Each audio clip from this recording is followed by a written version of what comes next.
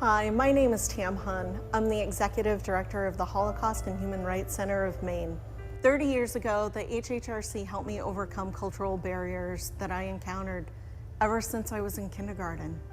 The work that HHRC does is to encourage all citizens to reflect and act and build a more civically engaged community. I want to personally thank all of those who helped me and to welcome and encourage those new here to discover the programs we have to offer. Come on, let's take a tour. Welcome to the Holocaust and Human Rights Center of Maine, where we're centrally located in the state.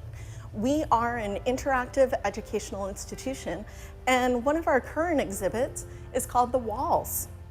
Walls can be physical or psychological. They can protect us or separate us, but not all walls are always dangerous. The chosen theme of walls is especially relevant today and is addressed in a variety of compelling ways. Psychologically, we need boundaries to create the feeling of being protected and safe, but taken to the extreme, not only do they keep everyone out, they also keep one locked in. This show explores the many aspects of walls, both physical and psychological. Okay, now let's go to the rotunda.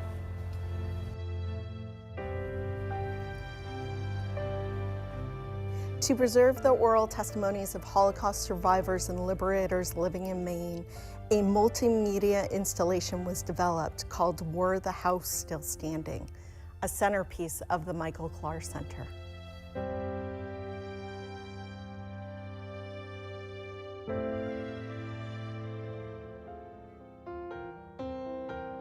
Ooh, let me show you this.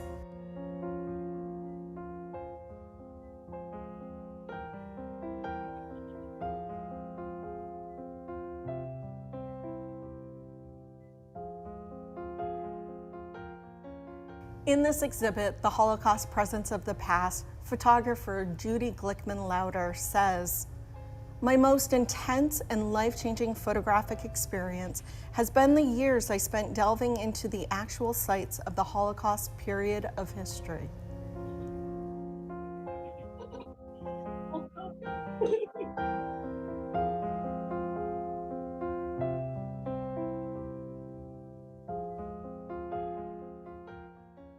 And now I want to show you the atrium.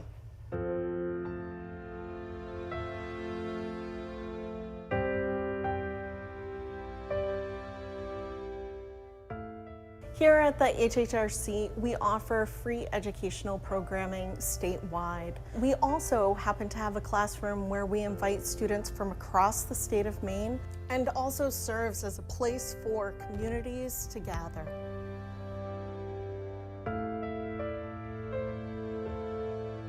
Hi, I'm Nick Mills, a member of the HHRC Board of Directors. And along with Tam, our wonderful Executive Director, I want to thank you for all the great work you've done to help us build and grow a civic-minded community, and for your support of our vital educational programs for the past 36 years. Many thanks.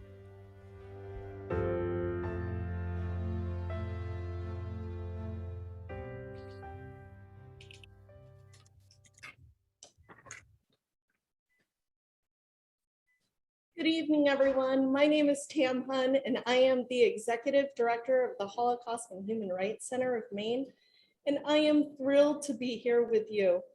I have been part of the HHRC community for nearly 30 years, and tonight is the first time I proudly lead the annual meeting as your Executive Director. Our annual meeting this year is all about community and the many people and their unique voices that collectively make this work possible. We have a wonderful program for you this evening that introduces to you many members of the HHRC board, staff, and community leaders whose work I hope inspires you. Our program takes place in the Michael Klahr Center, home of the HHRC. Before we begin, it is important to acknowledge that we here at the HHRC recognize that the land on which some speakers and myself gather on this evening is the homeland of the Wabanaki tribal nations. We recognize the Indigenous people who occupied this land before us and offer our support and partnership in creating understanding of our shared history. I would like to introduce our first speaker, April Fournier. April is an at-large counselor for the City of Portland and an early childhood specialist case manager for Maine Behavioral Health Care. Welcome, April. Thank you so much. Yet and good evening, friends. As you heard, I'm April Fournier. I am Dine, a member of the Navajo Nation, an educator, a community health worker, and currently serve on City Council. Thank you so much to HHRC for having me here for such a wonderful event, celebrating the work being done in our community to advance equity, create relationships, and work on building a stronger community for all our relations. I want to start by sharing a few thoughts about what it's like to be Indigenous in Maine, serve in public office, raise children in our community, and occupy this space with this identity in 2021. If you've not already seen this week, there is a viral video being shared broadly of a math teacher in Riverside, California teaching. Well, I'm not actually sure that she was teaching, but making a spectacle of herself in her classroom, mocking Native dress, ceremony, and storytelling. This was something I expected to see many, many years ago, certainly not something I expected to see in the last few days. There was also a story that came up around Indigenous Peoples Day about a week ago that talked about the Big Indian in Freeport and the new owners of the business and how they didn't see any problem really with keeping it up, even though it's historically and culturally inaccurate, not to mention just another way that we're represented in a dehumanized or characterized way without our consent. My children in school have had incidents where they've had to help their teachers learn how to decolonize language, how to consider another view of history, or how not all of us celebrate Thanksgiving. Consider this of yourself. How often do you say, let's powwow, or what a savage, or that's way off the reservation, or not think twice about national sports teams who not only profit from cultural appropriation, but also perpetuate harm to our peoples? And we have also begun a national effort to discover, reclaim, and return thousands of Indigenous children buried at residential schools around the country after decades of the truth being hidden and forgotten. I'm grateful to HHRC for their collaboration and work on a statement of solidarity for this work and the heavy lift that comes with recognizing and healing from the past. It's not awful, all awful, I promise. We are seeing real change, real progress, and real action to benefit Native peoples across this country. We've watched as the first Native cabinet member was appointed as Secretary of the Interior, putting someone who has such a deep commitment to tribes and our land in charge of the decisions that have the biggest impact. We've seen a cultural explosion with shows like Reservation Dogs and Rutherford Falls that celebrate living while Indigenous and all that comes with that. We've seen policy changes at the state and federal level and continue to see more attention on the importance of Indigenous sovereignty and self-determination. I'm also incredibly proud of Portland Public Schools and the work the social studies curriculum team has done on decolonizing our curriculum, helping our educators expand their view of whose history we study and what lens we study it through. We are all learning, relearning, and in some cases unlearning in this space that we all share together. It's not easy, it's not comfortable, and it takes a lot of effort, time, patience, and accountability. What is so critical is that we continue to have the hard conversations. We continue to explore what history looks like through multiple lenses, and we continue to hold space for those who have less privilege, voice, or ability to speak out themselves. I'm so glad to be able to walk this walk with you, with this city, and with my community, and I look forward to continuing to work together. Ahye'e. Thank you, my friends, and congratulations on a beautiful year.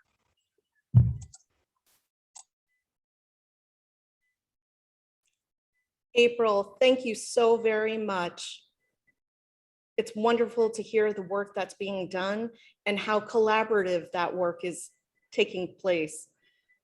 I am thrilled to now present to you Joe Schmidt, who is the acting coordinator of secondary education and social studies specialist for the Maine Department of Education. Joe, welcome. Yes, good evening, everybody. Welcome. I'm very excited to be here. As many of you may have known, we may have met in different work being here as the social studies specialist and also currently the acting coordinator of secondary education for the Maine Department of Education. I'm honored to have been invited to speak this evening. The Maine Department of Education and myself specifically, we are very thankful for the support that the Holocaust and Human Rights Center of Maine has provided, and we look forward to continuing this support in the future. HHRC does such important work in a variety of different ways. There's the programming that they do directly with schools that I've gotten to witness firsthand, hands-on in those classrooms. I've gotten to see educator professional development opportunities right here on site. And then I've also got to the privilege of sharing out the great work of HHRC with the social studies field and all educators across the great state of Maine.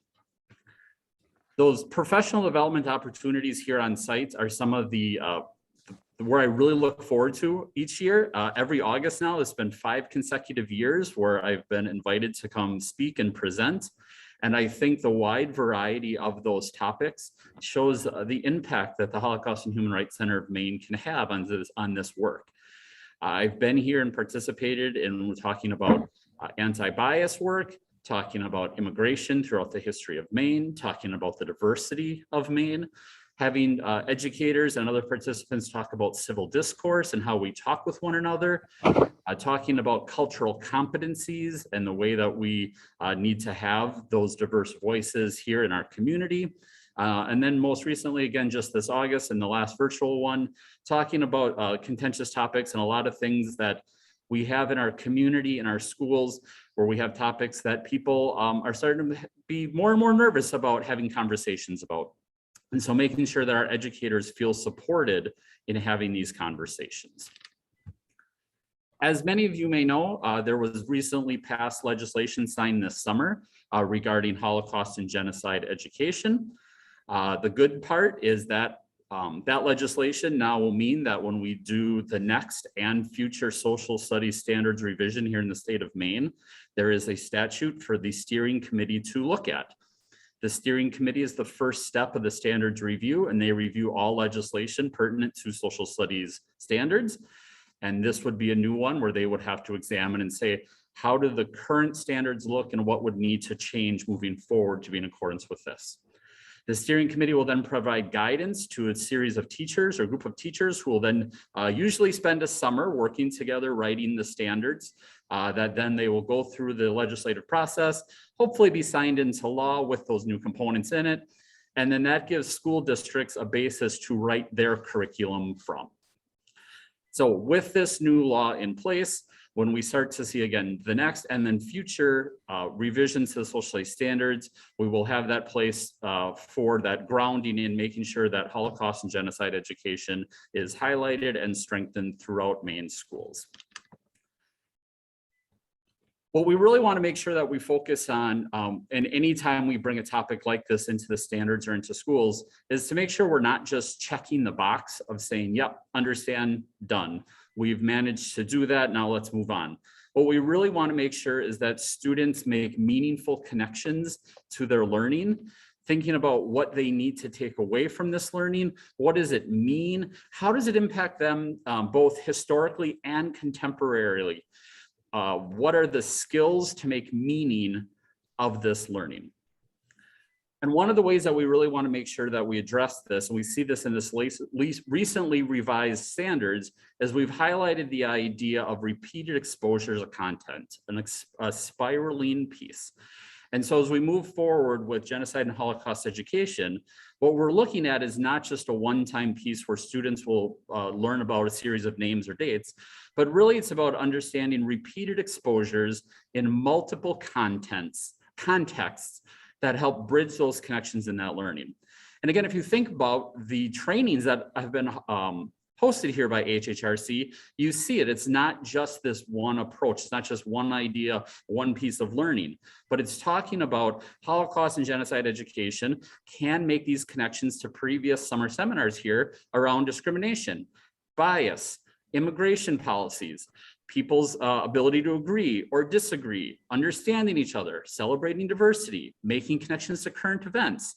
It's through this repeated exposure that students, as they continue through their educational career, that will build in complexity that helps students really get an understanding of what we'd hope they walk away with this.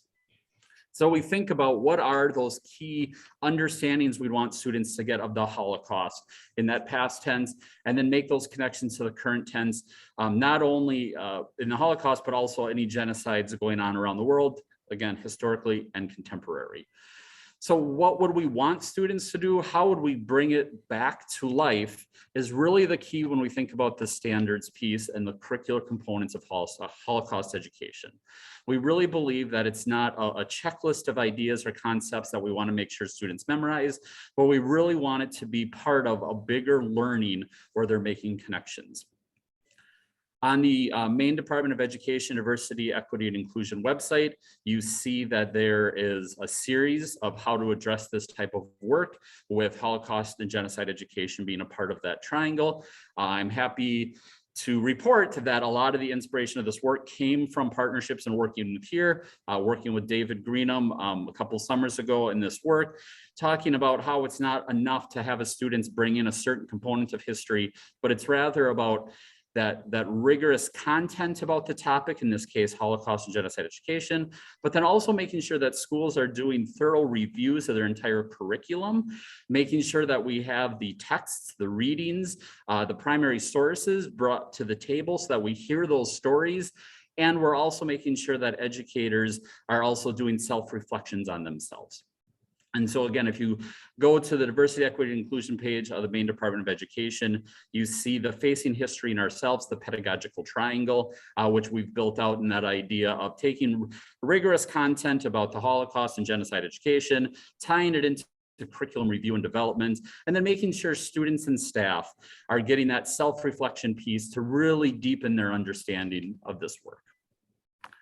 The Maine Department of Education continues to support this work, and moving forward, we have a series of online modules titled MOOSE, Maine Online Opportunities for Sustained Education.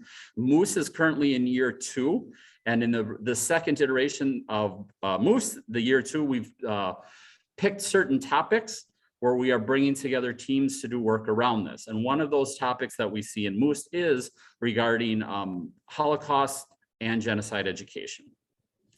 And again, what you're seeing not only in those standards and approaches to curriculum, what you're seeing in MOOSE is really that PK-12 exposure to an idea, not just a one and done.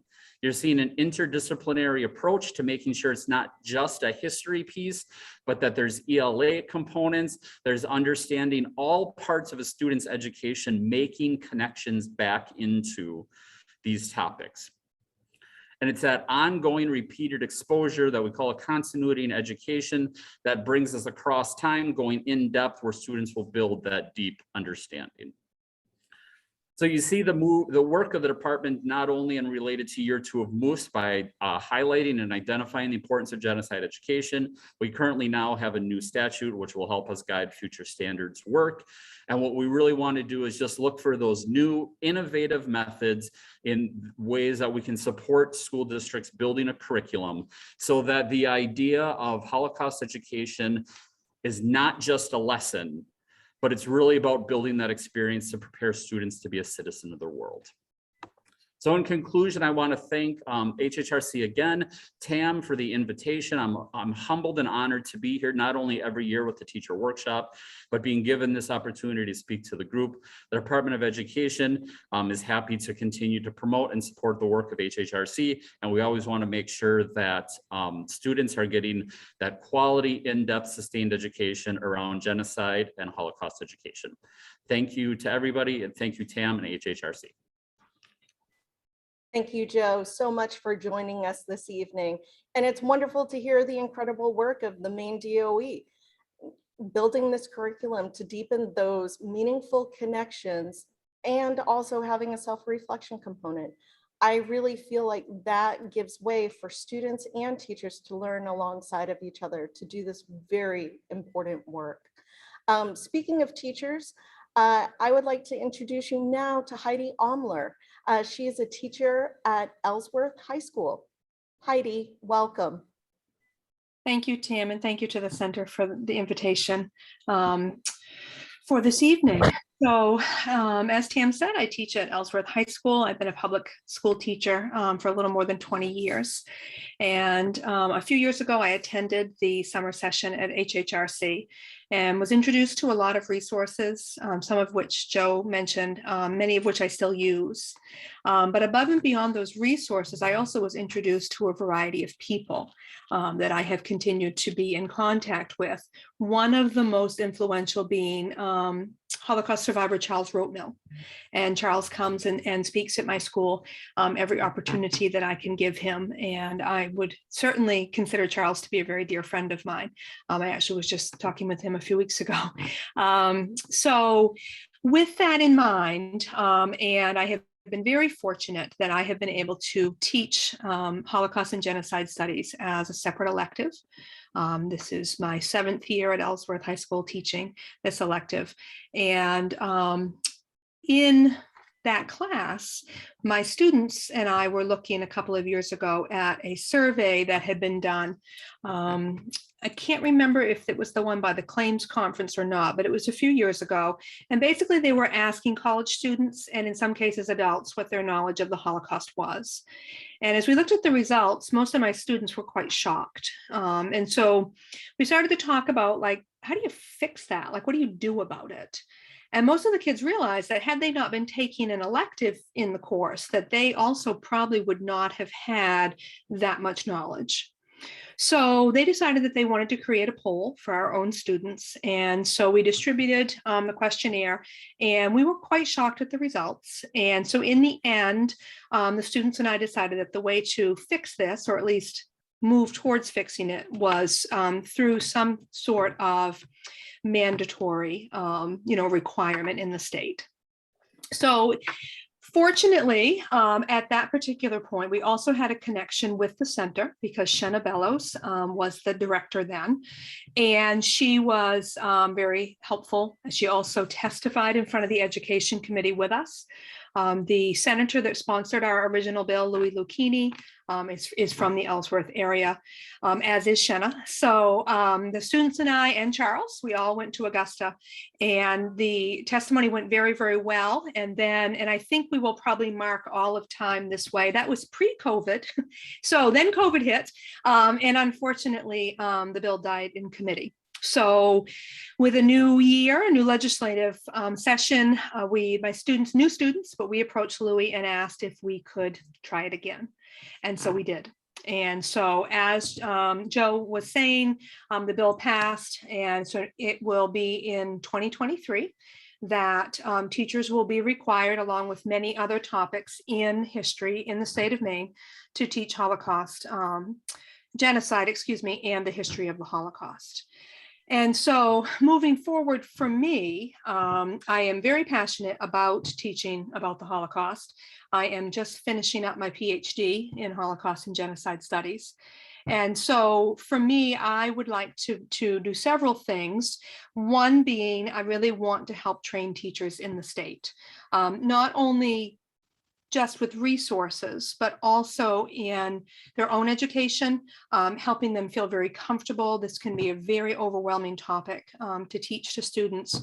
And so moving towards that, I, in the past few weeks, have joined the Moose team that Joe Schmidt was talking about, helping to develop that curriculum for that program through the Department of Education. And then I also have let Louis know that I'd like to be a part of the team of teachers that works with the legislature with the new standards. And honestly, it all comes right back around to the center, because the center is going to be a really integral part of this in helping to provide teachers with what they need. If we don't provide the teachers with the training for themselves, and then the resources that they need, this will not be done in a way that is really going to be the best way that it can be done. So I feel very strongly about that, and I know that the center will be a big piece of that. So thank you again very much. I appreciate the invitation for tonight. Heidi, thank you so much, and congratulations for almost completing your PhD. That's huge. As you heard from Heidi, she wears many hats, and you might have also heard that she's not only contributing to her school, but to the larger state of Maine. So I want to thank you for all the work that you're doing, Heidi. And, we're here to support you in however we can. Next, I would like to introduce Erica Natal Haft. She is a Holocaust scholar and the HHRC's education coordinator. Welcome, Erica. Thank you, Tam, and good evening, everybody. Once you've seen the Holocaust, you cannot unsee it. And once you realize where unchecked hatred can lead, you cannot remain unresponsive when you see it in your own community. We know how dangerous not speaking up at the beginning can be. The Holocaust didn't suddenly appear fully formed in the world. It was the horrific end of a long process of anti-Semitism, hatred, and the othering of people who were seen as different and less than. It required the active participation of tens of thousands of ordinary citizens and the passive acceptance of even more bystanders, those who saw and chose to look away or not respond. At every stage, there were missed opportunities to respond and to speak out. As you've already heard, the Holocaust and Human Rights Center is active in Holocaust education in schools throughout the state of Maine. The education of students and teachers is critical, but schools don't exist in a vacuum. Students go home to families who in turn are part of larger communities. Teachers and school administrators answer to school boards, who in turn answer to parents and other community members. And all of these people are part of a broader environment. Educating students about the Holocaust, about hatred, and about injustice and the need to speak up in the face of injustices, both large and small, isn't enough. Students and teachers need the support of their administrations and school boards if they are to do this work. School boards need the support of the local communities. To effect real change, community members need to be involved. They too need education and opportunities to learn to recognize and respond to social injustice. To that end, we have expanded the Holocaust and Human Rights Center's outreach to communities. We're working now with libraries, with senior colleges, with historical societies, with universities, and even with the Maine National Guard to increase awareness not only about the Holocaust, but about anti-Semitism and racism and other forms of social injustice. We're working with groups like these to help them recognize and speak out against injustice that's happening both in their own organizations and in their communities today. When we bring the knowledge and the tools to address hate into communities, we not only strengthen our work in schools, we give students and their teachers partners in the work for social justice. Speaking up against hate is a community endeavor. Many say that it takes a village to raise a child. It also takes a village to change the world. Thank you all.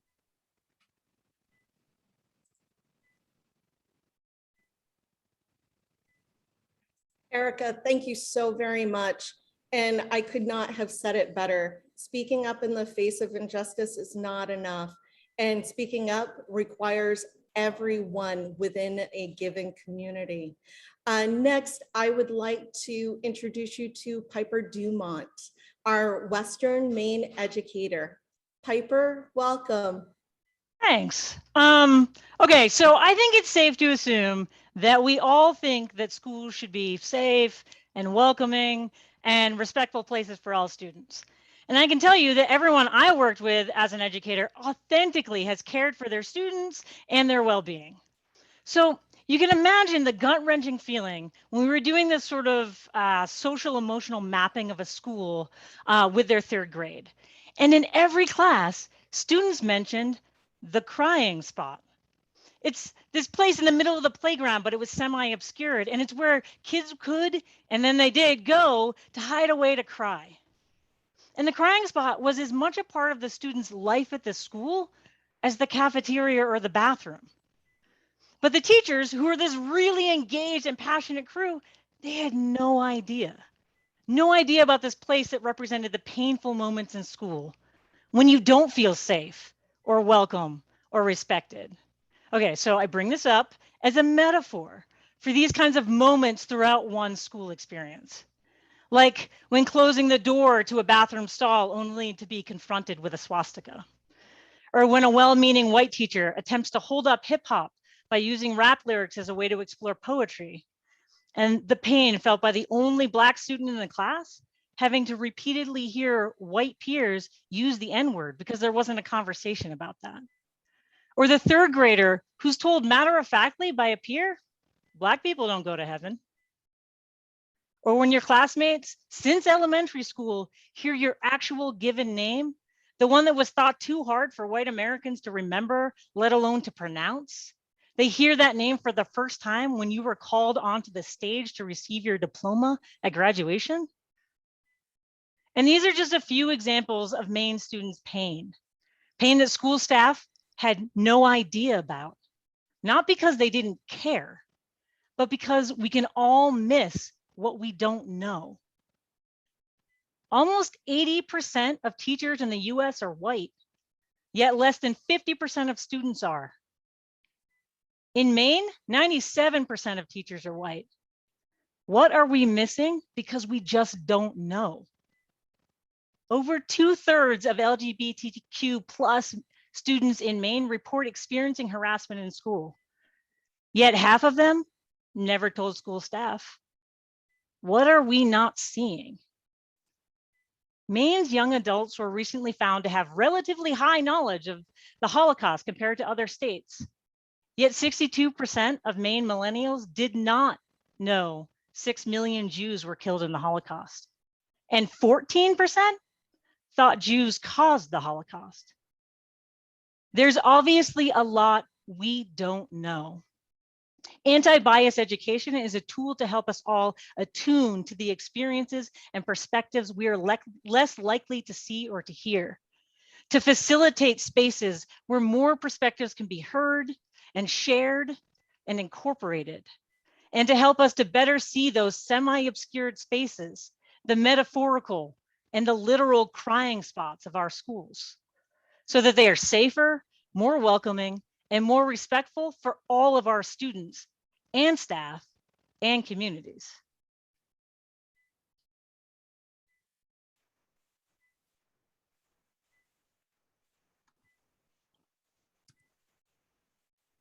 Wow, Piper, I'm digesting all of that because that is incredible. To be reminded of who in our community is not fully aware of the Holocaust or even other genocides, and what is actually taking place within our schools, and how we can start thinking about what we are missing, including how we can more facilitate creating spaces for students and teachers and other community leaders to feel safer and to be heard.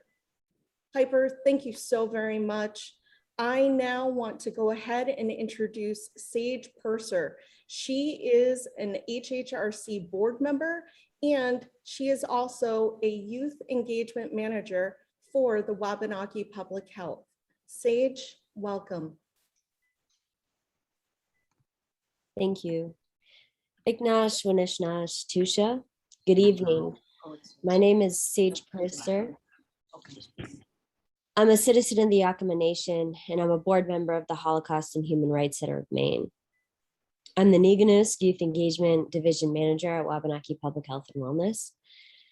I help lead the youth engagement efforts within the 5 tribal communities: the Penobscot Nation, Passamaquoddy at Sabayak, Passamaquoddy at Indian Township, the Holton Band of Maliseet Indians, and the Rustic Band of Micmacs.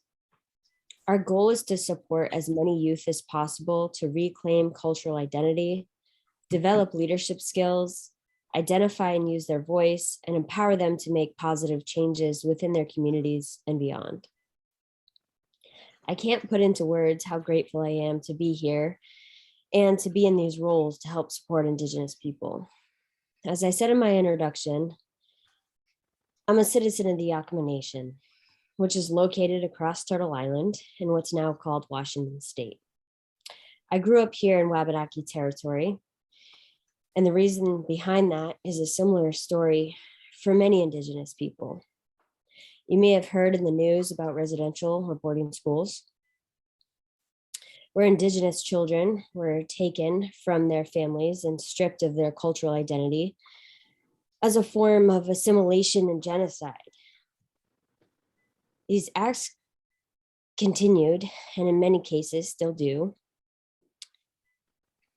My father was taken. He was adopted to a non-Native family as a form of assimilation. This was called the 60s scoop era. I'm 33 years old. This still affects me. I didn't get to grow up in my culture, learn my language, or the traditions. My dad and I met his side of the family when I was 10.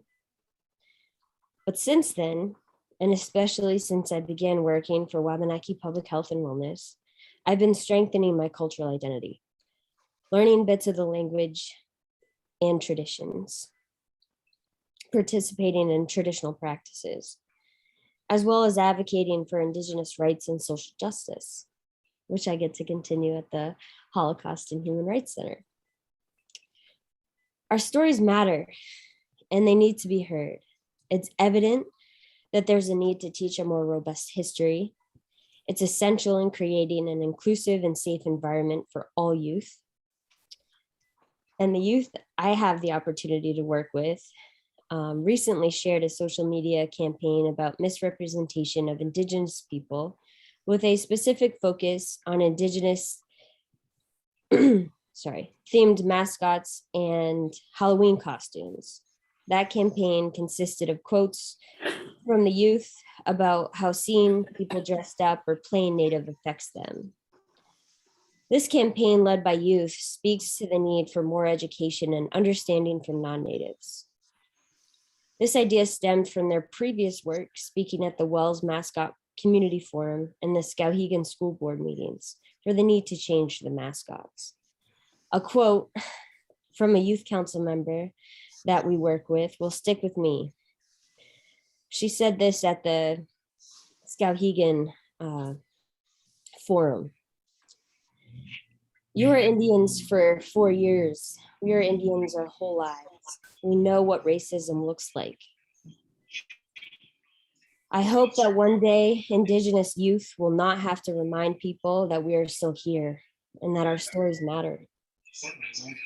I'm honored to be able to serve on the Holocaust and Human Rights Center board.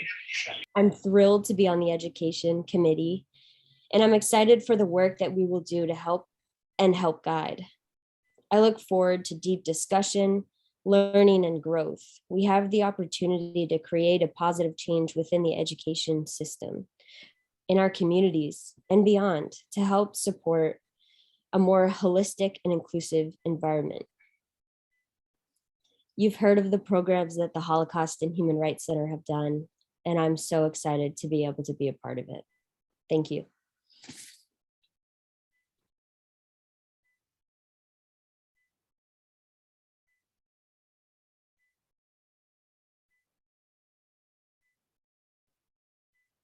Thank you, Sage, so much.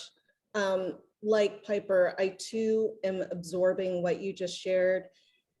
And I want you to know I heard you and I hear others of youth, and they matter.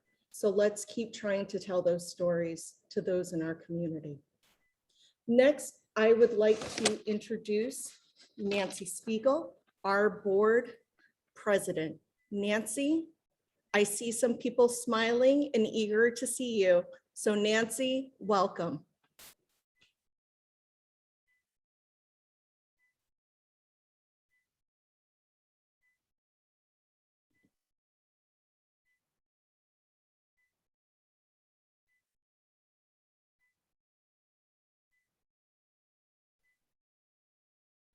And it might just be taking a moment. Let me see. Okay, can see myself. Hi, Nancy. Welcome. Hi. Welcome and good evening, everyone. It took me a while to absorb all the words of all the speakers this evening. First, I would like to begin by thanking our guests, April Fournier, Joe Smith, and Hedy Omar for the participation tonight and all the work they do in our schools and communities throughout Maine.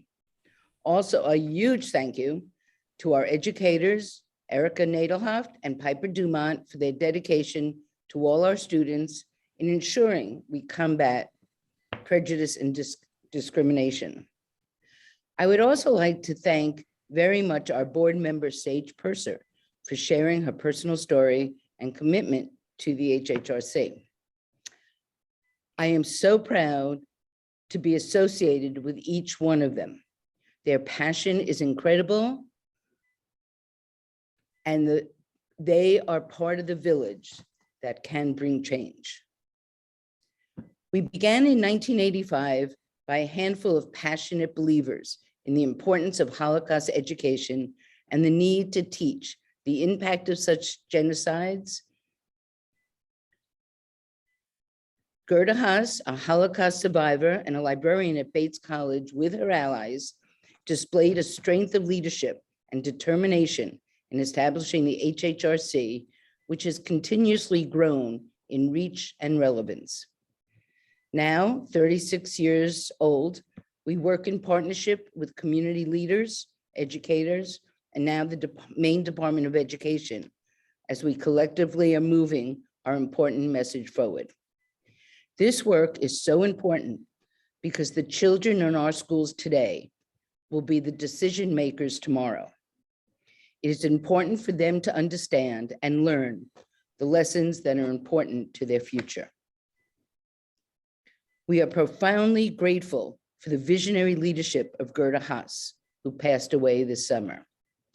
It is wonderful to see that the Haas family is represented tonight in tonight's audience. In the HHRC's early founding, Gurda worked closely with her colleagues and friends, past executive director of the HHRC, Sharon Nichols, and former Maine State Librarian, Gary Nichols. And tonight, Sharon and Gary will pay tribute to Gurda and her legacy.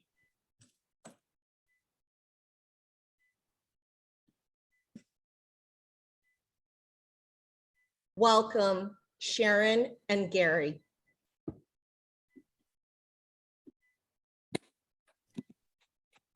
Hi, thank you so much for the invitation. By way of introduction, I want to tell you that I had the good fortune of serving as state librarian and director of the Maine State Library for pretty much close to 40 years. And I had the great honor of hosting the formative years of the center and its founders. But before I make my remark, I want to share a story with you. In a conversation with Gurda, I revealed something that was a little bit personal. I revealed that I dedicated my every morning run to those Holocaust children who could never do so. And in that moment, Gurda reached out and said, "May I hold your hand?" And in that moment of silence, it was a moment of silence and of peace that I certainly will never forget. There are many grand achievements of Gurda, one of which were her efforts to build and promote the building of a physical center of remembrance and education, which we now have in the wonderful Klahr Center. An earlier one was to engage a director to carry forward the goals and objectives of the board, which was so admirably done by the first HHRC director, Sharon Nichols. What I truly will forever remember most was looking into the eyes of Gurda and seeing compassion, kindness, dignity. And I wonder to this day about her extraordinary positive attitude and love, despite some of the tragic moments of her youth of horror and vicious hatred. She was, to me, a leadership giant in diminutive form. She had a quiet presence, yet an aurora that said, pay attention, listen to me. And we did. Thank you for the opportunity to be here tonight. Thank you, Gary. I don't know how I can follow that. I just know that if Gurda could hear the teachers who spoke earlier in the program, she would be so thrilled that her vision to have Holocaust education in the state of Maine is ongoing all these years, and that the education has been so profound that these educators are so passionate and engaging, and you know that they will engage their students. To me,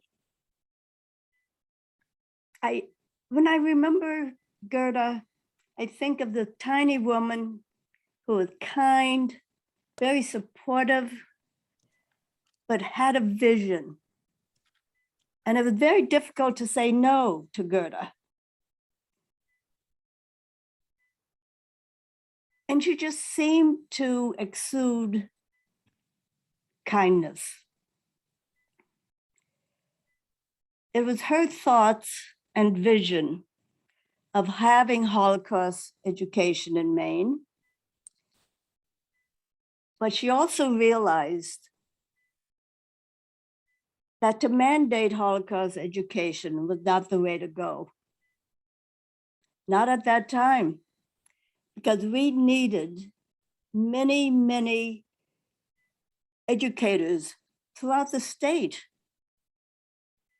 And all of this happened because of Gurda Schild Haas. In the 80s, when the Fortunoff archives at Yale University began doing Holocaust testimonies, it was Gurda and Carney Burns. And Carney Burns was the first executive director, Gary. I was the second.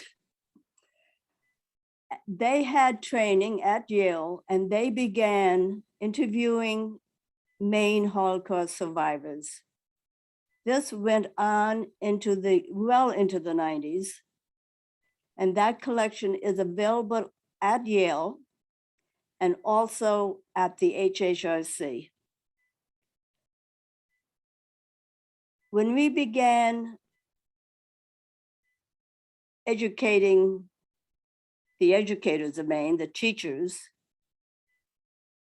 I was also learning about the Holocaust.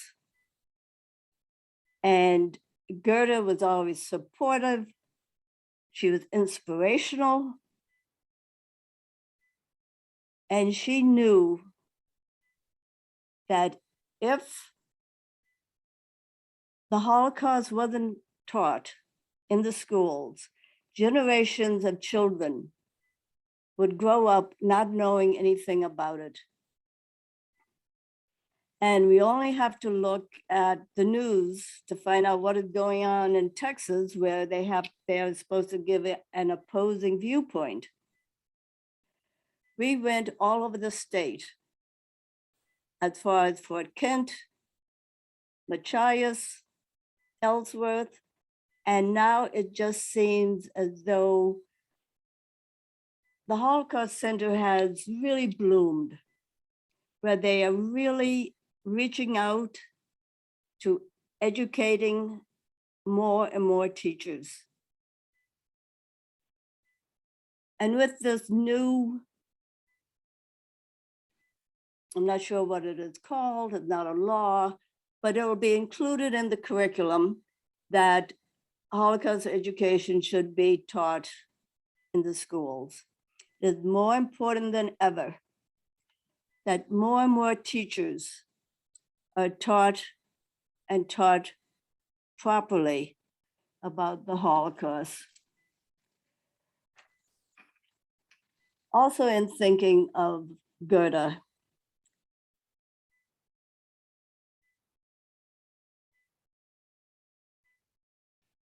she authored 2 books during her life. One was These I Do Remember, Fragments from the Holocaust, published in 1983, and Tracking the Holocaust,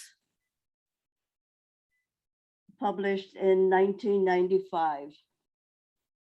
I would like to read the dedication of Tracking the Holocaust. What I really like about this book is before every chapter, she gives world views of what is going on in the world, what music was popular, what books are being read, and then in depth, she explains what is going on in her life. It is dedicated to the memory of her family. Her mother, Paula Schlossberger Schild, her sister, Elvita Schild, her husband's sister, Paula Haas Meyer, her daughters, Margot and Inga, her husband's sister, Erna Haas Feinstock,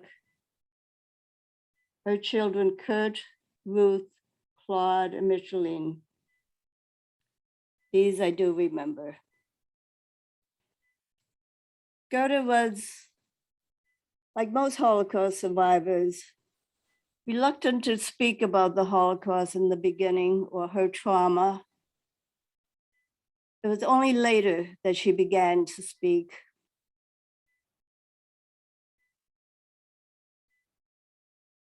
And she did so because she knew it was important.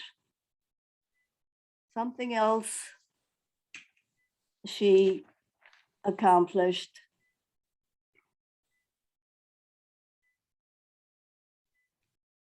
She decided at some point to read all the letters that Rudy Haas had saved from his family from 1938 to 1940. Not only did she read them, she translated them. She did this enormous volume. And I read these letters. I find them inspiring.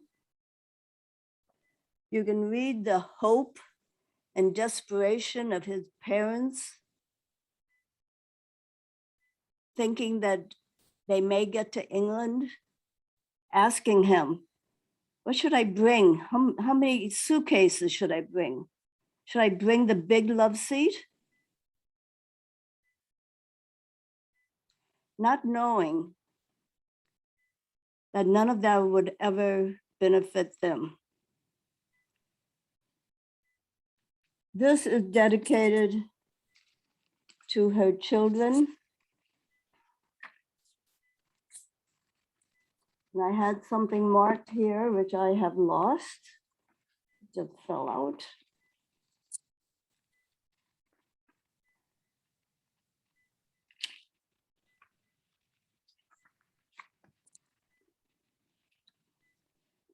But this is it. I do not know if the Holocaust Center has it, but it's very important to have on the shelves. And I will dedicate it and give it to the Holocaust Center if they don't have it.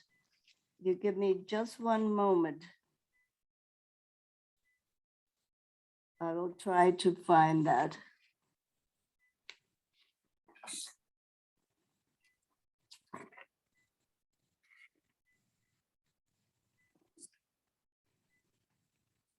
She dedicates it to her children, Leonard, Polly, Hetty, David. Grandchildren, Benjamin, Yoni, Sarah, and Rafi, Margot and Andrew, Ari, Tally, and Richard, Evan and Jacob. These are days when nothing goes right, when nobody loves me, and there's nothing in the fridge I want to eat. Those are just the right days to read a few of these letters. Thank you. And Tam, I want to tell you how proud I am that those many years ago, you attended the Diversity Leadership Institute, and now you are the executive director of the center. And I also have to tell you that my grandchildren have attended Diversity Leadership Institutes. And when I tell them I was involved, they really just can't believe it. And it was a wonderful institutes that we did for many years at Bates College. And the Assistant Attorney General, Steve Ressler, and I wrote for a grant for that. And it was created with Mark Dion from the Portland Police Department. So thank you for attending and thank you for all your hard work. And I want to thank these teachers for their passion. It is just marvelous. Thank you so much.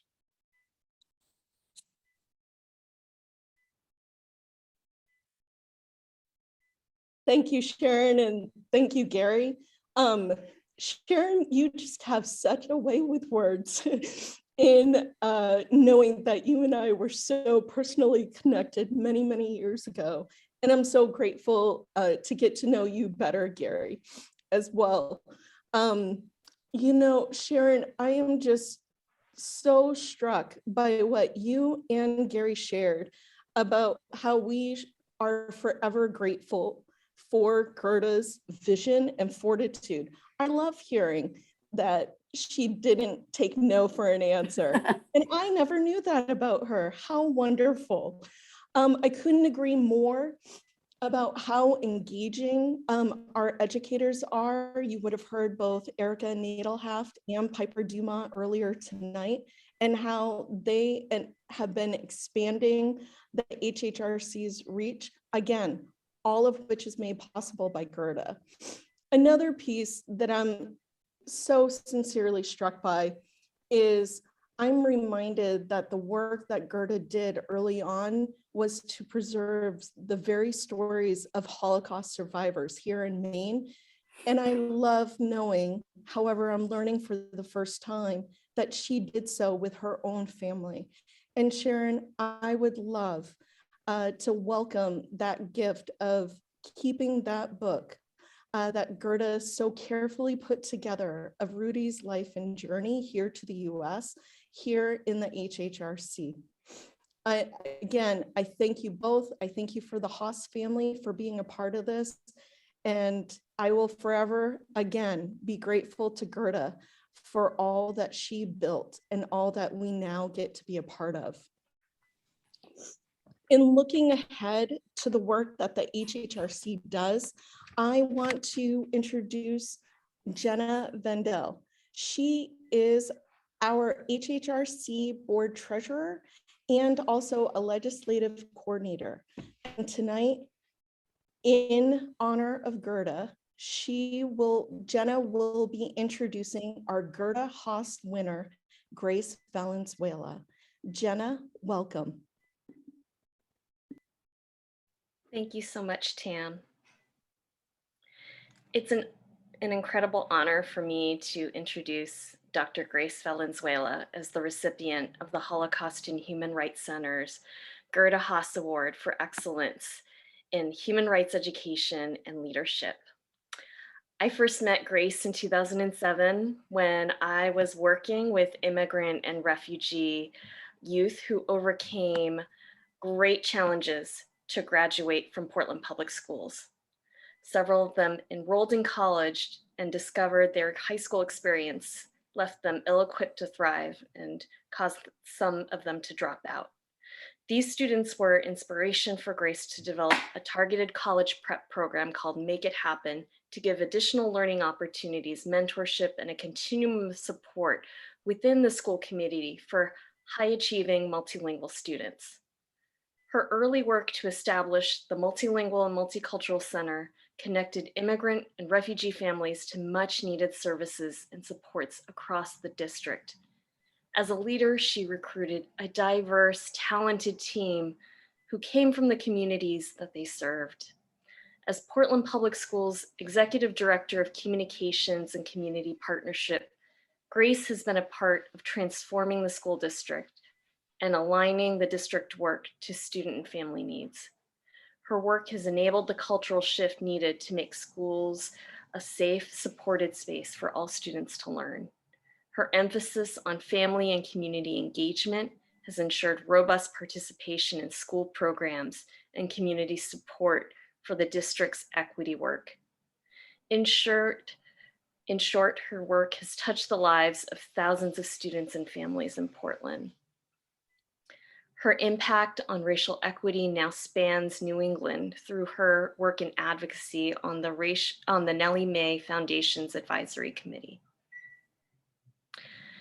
I think about Grace and I think about her leadership as being even more pertinent in today's climate. A recent project she's working on with Portland Empowered brings Black and Asian student voices together to talk about racism and discrimination and build solidarity in support of Black lives and to stop Asian hate. She's one of the few leaders in Portland who can bring community members together on racial justice issues without polarization. Her work renews my hope as more school districts pursue racial equity across Maine. And while Grace has grappled and continues to grapple with tough, complex issues, building community and celebrating with joy are central to her work. When I first moved to the Portland area, she invited me to a celebration of Asian American Heritage Month, where I met dozens of API community leaders in the area. Those who knew her from back in the day know that she can throw a really good party. Her signature fundraising event, Rock Around the World, brought executives, elected officials, school teachers, and families together in celebration of Portland's multilingual community. In summary, Dr. Grace Valenzuela is one of Maine's unsung heroes in the work of racial justice and human rights. Her work has survived and thrived despite turnovers in superintendents, central office reorganizations, and revolving school boards. While Grace has spent decades working behind the scenes, our community, our families, our leaders, we see her. I want to give my heartfelt thanks to Portland Superintendent Javier Botana, Pius Ali, and the amazing team at the Nellie Mae Foundation who shared their thoughts and experiences working with Grace as part of this nomination letter. And I want to thank the Portland Public Schools family for coming out tonight and being a part of this special event. And finally to you, Tita Grace, salamat po. Thank you for everything that you do.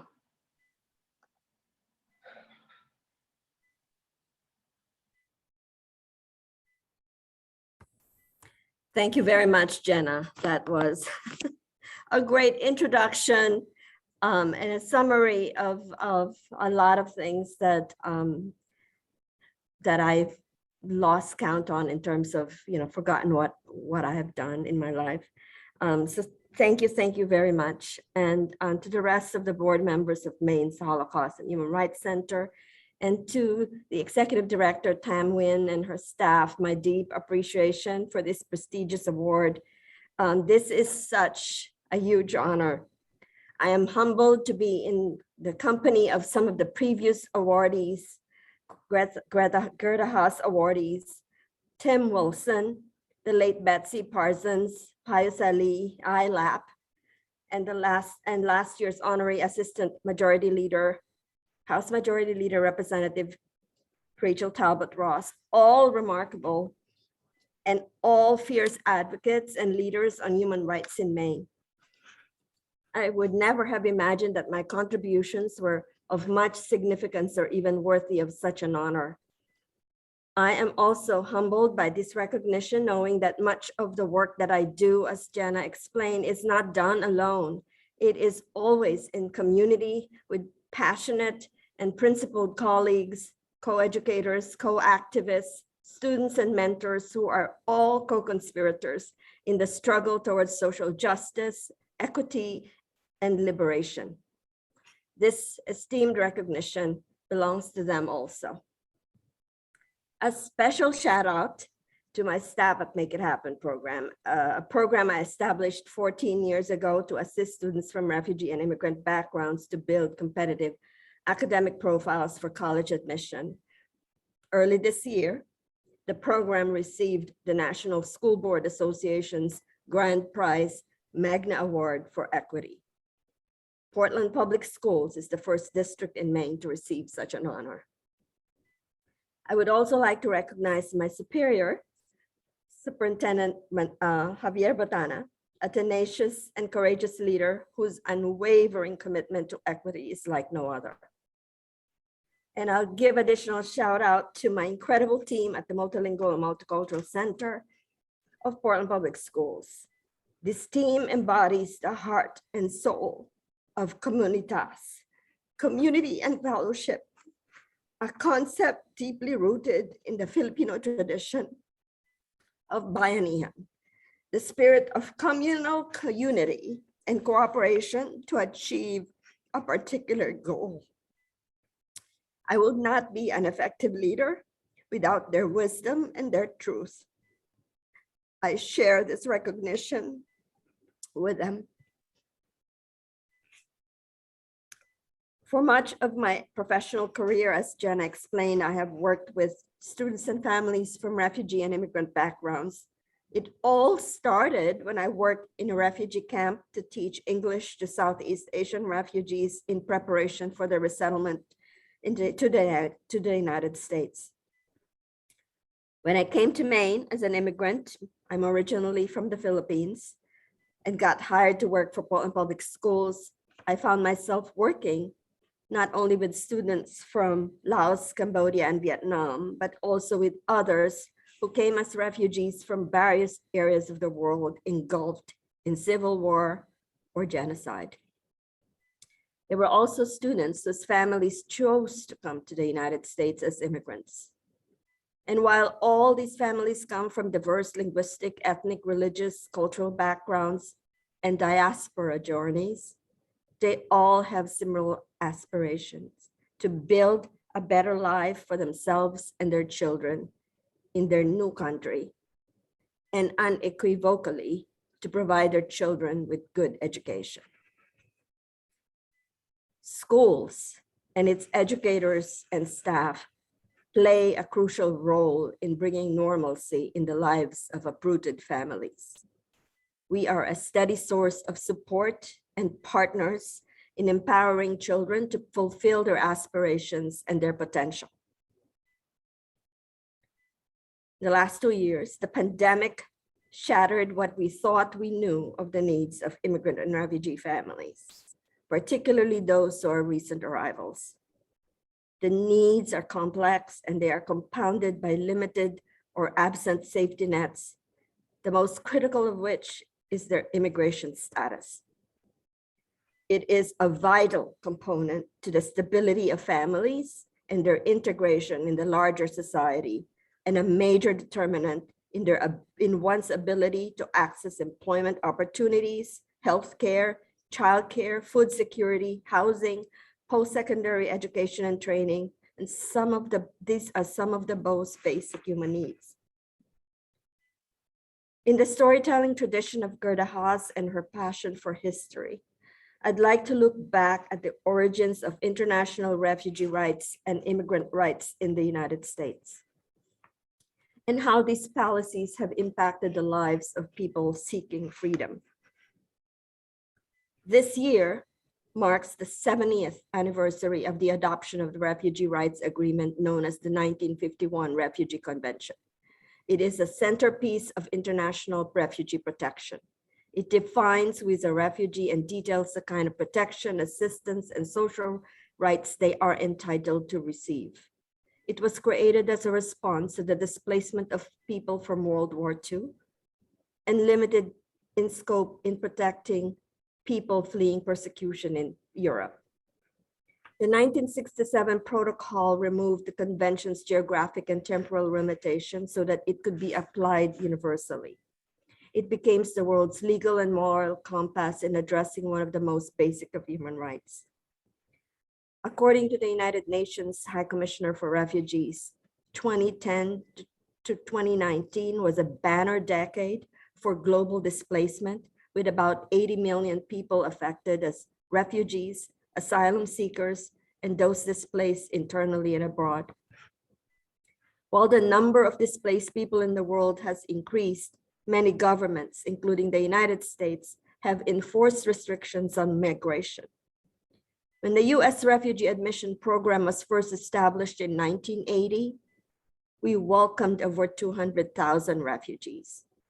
In 2020, about 12,000 individuals arrived in the US as refugees, the lowest number of arrivals. Of this number, 43 individuals were resettled in Maine, down from the peak of 625 arrivals in 2016. The significance and impact of the 1951 Refugee Convention on global refugee protection continues to this day, but much has changed in the decades since then.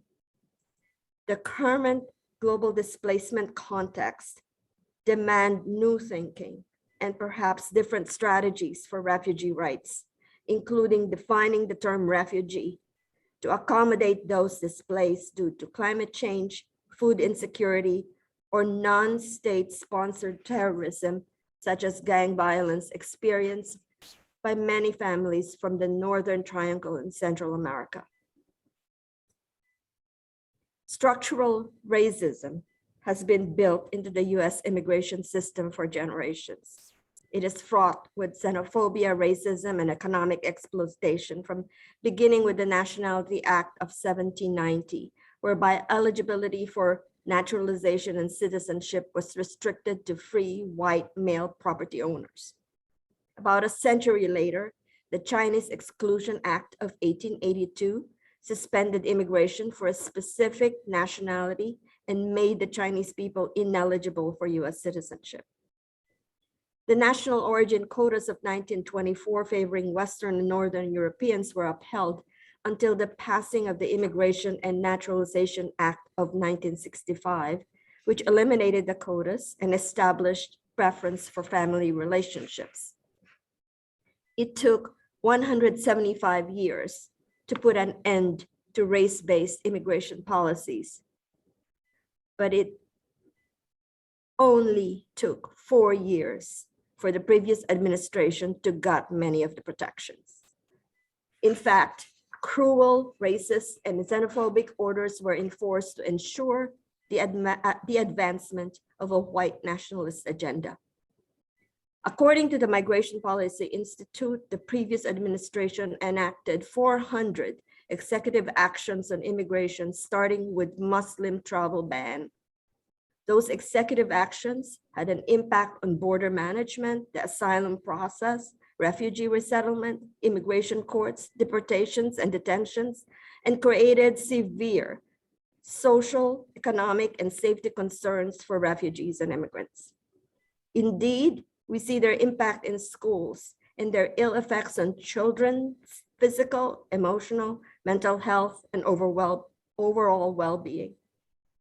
Legal scholars claim that the legacy of the previous administration on immigration policies will be felt for a long time and cannot easily be overturned. The lessons from just the last 4 years demonstrate that rights can be all too easily eroded. To quote Gurda, "The only thing that we possess that our forefathers did not is the wisdom of the past. This we must use as our guide for shaping the present and creating a better future." End of quote. Let us not forget the lessons of the past and the most recent past. If we truly believe in our pledge of liberty and justice for all, we should all be vanguards of human rights, of civil rights, of Indigenous people's rights, of voting rights, of immigrant rights, of women's rights. There is no room for complacency. Let us be vigilant in guarding against the erosion of humanitarian laws and advocate for US immigration reform that is humane.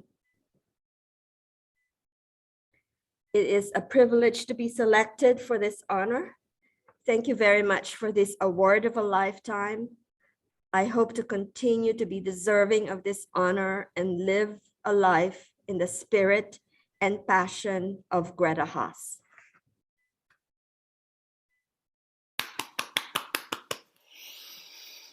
Grace, thank you so very much. I am often reminded that this prestigious award is given to so many people before you. And today I really just get to highlight you and your exceptional work. I want you to know, Grace, that you remind me through your work, through your partnerships, that you very much not only value community, but value cooperation. I feel you see people that have gone far unseen and you understand their needs. Thank you so much for echoing the importance of being vanguards of human rights and all rights. And on a very personal note, I want to thank you for welcoming me to the AAPI community in Southern Maine. I feel like I am a part of a much larger community, and very similar to Gurda, this is made possible by you. So thank you. I am now going to introduce Adelaide Solomon Jordan, our Chair of Education Committee and HHRC board member, as well as a biographer and a historian. Adelaide, welcome. Thank you, Tam. I want to add my personal congratulations to Grace and with receiving the Gurda Haas Award, and it just kind of leads so naturally into my role tonight. We've talked about our educators and what we do in the community and what kind of got it all started with Gurda and with this incredible earned award to Grace. Each year, we have the opportunity to acknowledge what students have actually gotten out of this. So we have our two awardees with us tonight, and they receive awards in the name of Emma Adler at the University of Southern Maine. She's in her first year there. She is receiving the Lawrence Allen Spiegel Award. She's that recipient. And Macy Young, who is a York High School student, and she is receiving the Matilda Schlossberger Award. So each year awards are given, and it's really a reflection of what our work has done in the community. I'm going to let each of these young women share some of their essays with us. And also we are going to make that available so that you will be able to have their whole essays, each of their essays at the end of our program. And Emma, we're going to start with you. She is our Lawrence Allen Spiegel awardee. Okay, so I'm going to start off with an excerpt that's kind of towards the end of my essay, actually. So I'm currently reading Caste, The Origins of Our Discontents by Isabel Wilkerson, comparing the caste system in America to that of India and Nazi Germany. Did you know that when planning how to segregate the Jews, the Nazis looked to America's example? In fact, in the beginning, they saw America's treatment of African Americans as too harsh for them to go through with. Eugenicists from America aided the Nazis when they were devising their strategy to separate the Jews from the Aryan population. It is strange to think that the Nazis took inspiration from the free country, that the example America provided to the world was not one that it would ever take responsibility for. However, it is precisely this reason that it is so important that the Holocaust is never forgotten, that people remember it and how awful it was, but also how it was inspired not just by hate in Germany. It was not an isolated occurrence. The persecution of the Jews has been going on since the beginning of Judaism. Besides this, it is not isolated to Germany. Jews have been alienated all over the world, even here in the United States. Jews were also targeted by the Ku Klux Klan and discriminated against when trying to escape Eastern Europe. Even during World War II, while the United States was criticizing Germany for its concentration camps, the United States government was setting up internment camps for any people in America of Japanese descent. And I don't have a lot of time, so I'm going to stop there. Well, it's good to know that you have more to say about this. But I think you can begin to see the value of all the work that is done. Macy, we're going to hear from you now. Hi, thank you. So this is a letter that I wrote to Mayella Ewell, who's a character in Harper Lee's To Kill a Mockingbird, which I hope most of you are familiar with. And she is the character who accused Tom Robinson, the African-American man, who's the protagonist in the story, of rape. So, dear Mayella Ewell, I want to begin by apologizing. I want to apologize because I believe that you will spend the rest of your life saying sorry for unleashing the chain of events that culminated in the death of poor Tom Robinson. Yet no one has ever said they're sorry to you. No one has ever said, I'm sorry that life dealt you such a crappy hand. No one has ever said, I'm sorry that you've had to put up with that horrible father for all these years. You've never heard, I'm sorry that your mother is gone. I'm sorry that you've been forced to grow up much too soon. I'm sorry that you're so incredibly lonely. I'm sorry that we left you all alone. But Mayella, I want you to know that I'm sorry. My name is Macy Young. I'm a girl around your age, and while my life is quite different from your own, I am writing to let you know that I get you. I understand, I know, I feel for you, and I'm sorry. Loneliness, my friend, is an emotion that will drive you to do senseless things. Blinded by loneliness, you made a decision whose consequences landed you in the courtroom of Maycomb. But Mayella, I know the truth. I know that you are not looking for attention. I know that you are not seeking to use the whiteness of your skin as a weapon to strike Tom's own black flesh. No, you simply wanted to be loved. When one stops to consider what limited options you had, the decision that you made was clearly void of evil intent. Why didn't she just tell the truth, they ask. But how could you? How could you tell the truth when the man who had painted your limbs black and blue, the filthy King Ewell, had ordered you otherwise? How could you tell the truth when fear had buried it so far within you that you could not even begin to form the words? The truth is that you couldn't. The problematic consequences of deeming you the villain in this story extend beyond you, Mayella. Those who read your story and see a liar in your place reflect the growing sentiment amongst American society that women lie about being raped. This culturally ingrained suspicion toward rape victims has allowed countless criminals to commit this crime and escape unscathed. It has silenced victims who fear that they would be called liars just as you were. But even despite this sad truth, Mayella, we women have shown that the female spirit cannot be conquered. We are strong. In 2017, when one brave woman spoke out about her experiences with sexual abuse, others found the courage to do the same. Soon, a chorus of millions of female voices from around the world sang the words, "Me too." Soon, in the form of the hashtag #MeToo movement, we had waged a war against sexual abuse and harassment. I wish you could have been there, Mayella. I wish you could have stood surrounded by millions of strong women with fists raised and voices loud. You belong amongst them. You are not only a victim of abuse, but a survivor. You, Mayella Ewell, have real courage. Again and again, you rose with the sun, knowing that your day would be filled with only fear and hunger and loneliness. Again and again, knowing you were licked before you began anyway. That, Mayella, is real courage. You're the bravest person I ever knew. Your friend, Macy Young.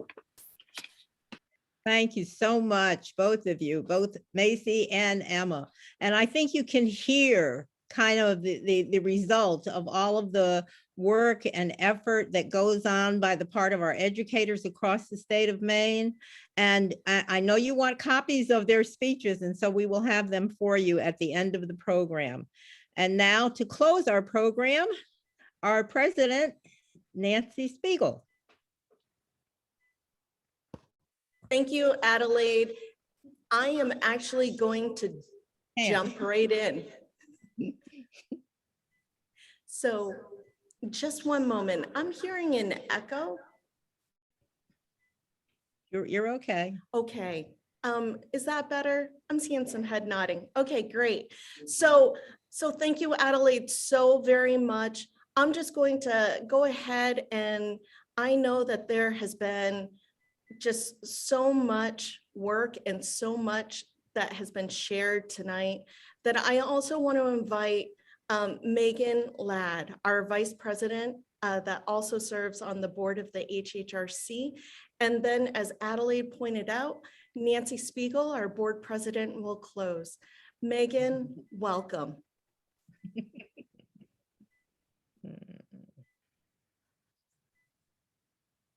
Thank you, Tam.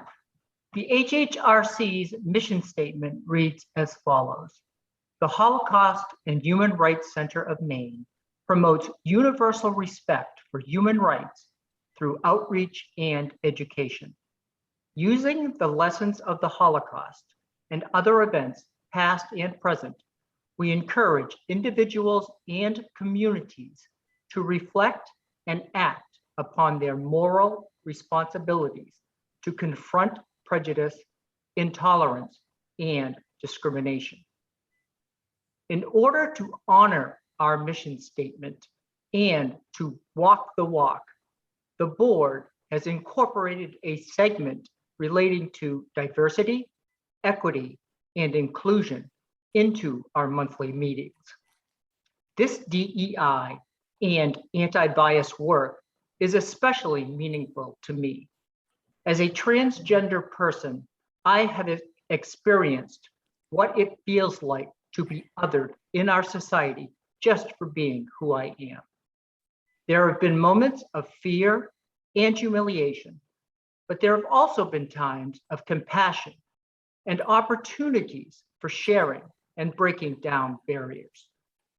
Erica and Piper have led us through some terrific exercises and discussions which have covered, among other things, internal versus external bias, invisibility, and approaches to talking about topics with those who have an opposing viewpoint.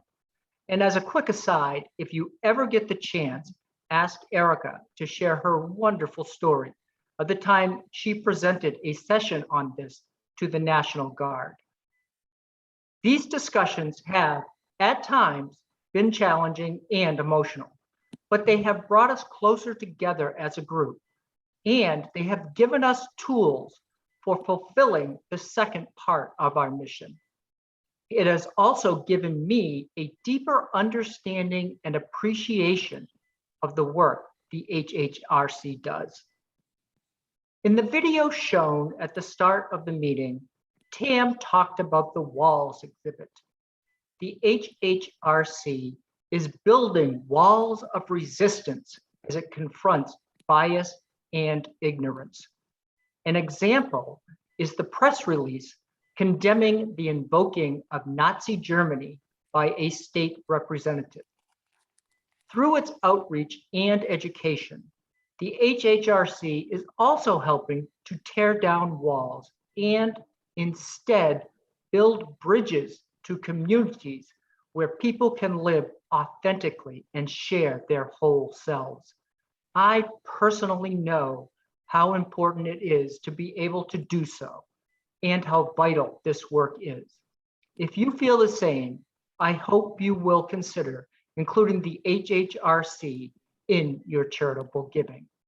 Thank you.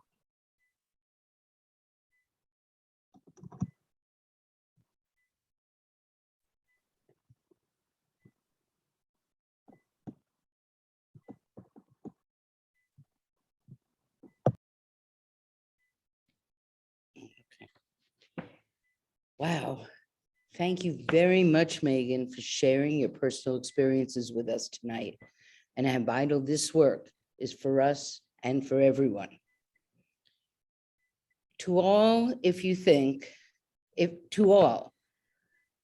thank you for joining us tonight to celebrate with us another year. We want to acknowledge all who participated tonight and to encourage you to take this opportunity to participate our mission. You will be receiving correspondence from us, and we are hoping you will support the HHRC's free educational programs on the Holocaust, understanding and confronting bias, and human rights. These programs are offered throughout the state of Maine, in your community and in your schools. And I want to thank you, Tam, for making it possible for us to share the HHR story with all of you. Good night and stay well.